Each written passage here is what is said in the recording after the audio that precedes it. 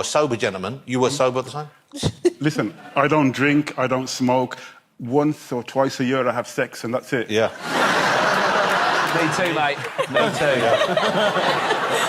I mean, didn't ask about the last thing, but thanks. I didn't say, had you not had sex for a while, is that why you saw a ghost? You don't...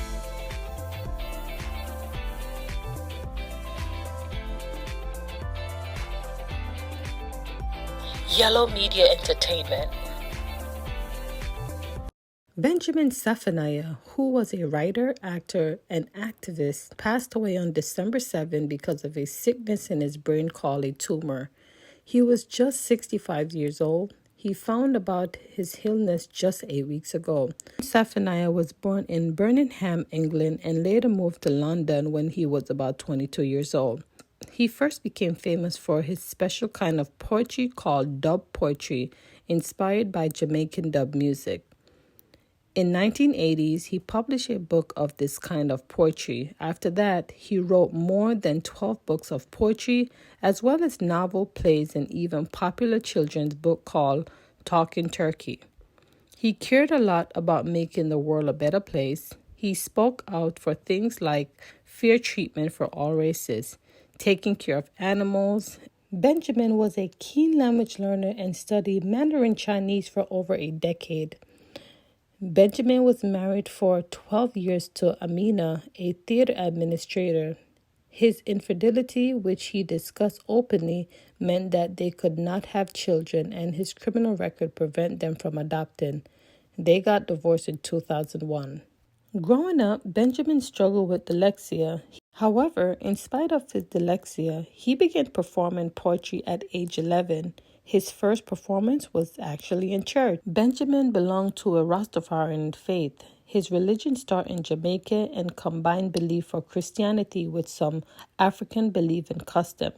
Benjamin wrote more books, including his first poetry for children, talking about Turkey. Benjamin grew up in Wandsworth until the age of 9 when his mother, a Jamaican nurse, fled to his father, a postman for Barbados, leaving behind his twin sister Velda and other siblings.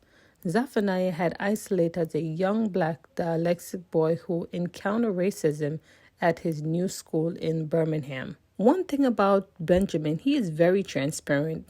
In fact, in one of his poems, he wrote about the media. He asked reader, Benjamin said, "How do you like the truth?"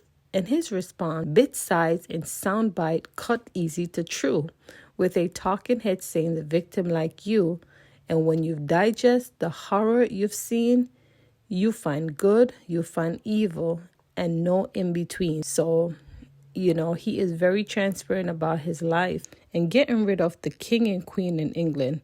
He called himself a poet, writer, lyricist, musician, and naughty boy on his own website. Besides writing, Benjamin started acting in the late 1980s.